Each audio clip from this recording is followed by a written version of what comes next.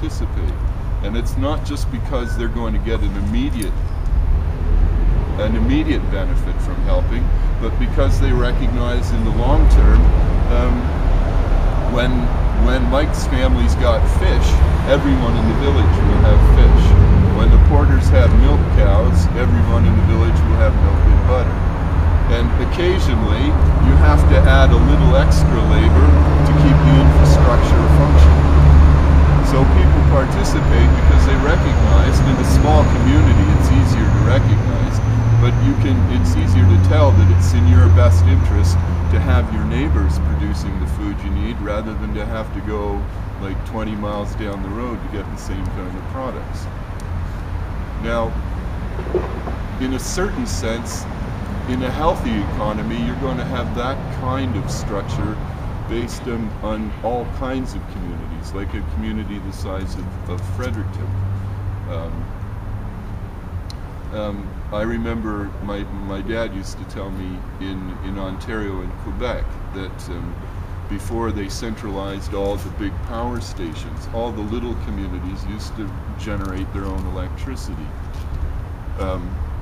It provided employment for local people.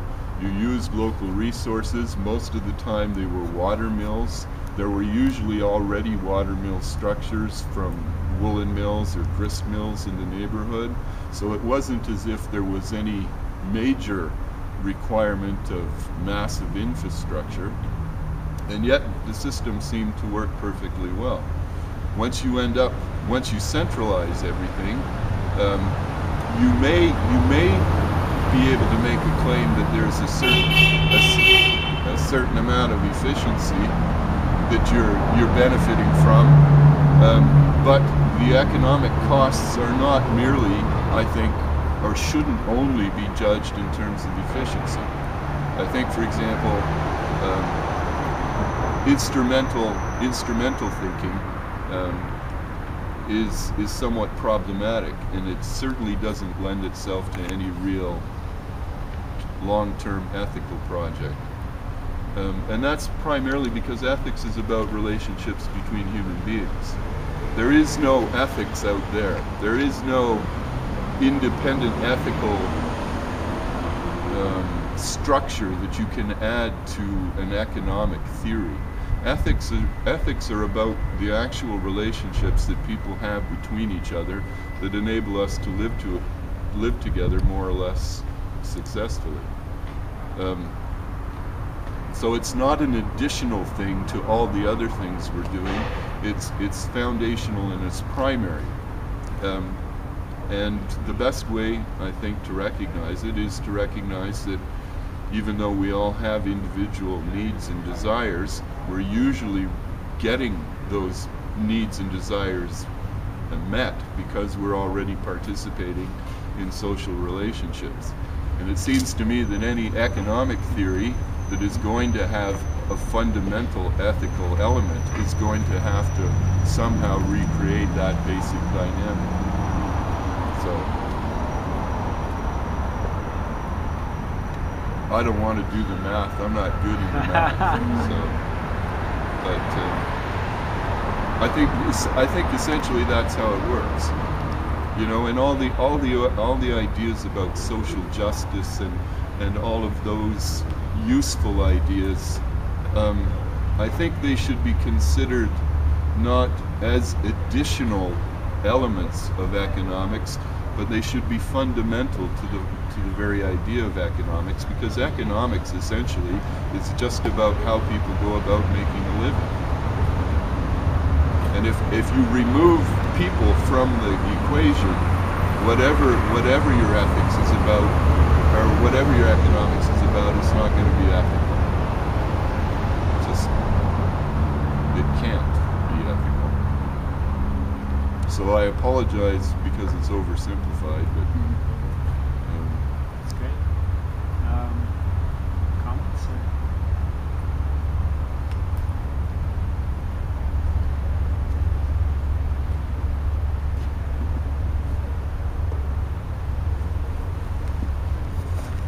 Well, it's certainly interesting to think about ethics in the context of economics. because so many decisions that are made on the basis of economic assumptions, and some of those economic assumptions are, rational choice. So the rational economic actor is the one who is pursuing or trying to pursue a maximization of their own individual interests. And we have kind of an economic system that's set up like that. So I guess, how would we conceive of an alternative economics that would kind of capture some of the things that Michael's talking about? Well, I have a response to that, actually. The problem precisely is that people start with theories about what people are that are just fundamentally wrong. The basic idea is in fact that humans are fundamentally motivated by self-interest, and that's the lowest common denominator. And this, all of our history of social philosophy and economic theory suggests that's the case. In fact, the reality is quite different. If that was true, none of us would have lived through childhood, because our mothers would have either sold us or gone out and got jobs instead of feeding us. And the fundamental human reality is that human beings are essentially looking out for each other. That's what human beings are fundamentally about. They're doing some interesting studies now in terms of cognitional development with very small babies before they've developed language, and the test essentially is showing puppets to very small babies, puppets that are playing nicely together and puppets that are fighting with each other, and then they let the babies choose the puppets they want to play with. In every case, the babies choose the puppets that play nicely together. In every case. No exceptions. This is before children have language skills. People are inclined always fundamentally to cooperate with each other. And yet our fundamental assumptions about what we all have in common would have us be seen as inherently in conflict all the time. So if your fundamental starting point is wrong, your economics is going to be screwed up for sure.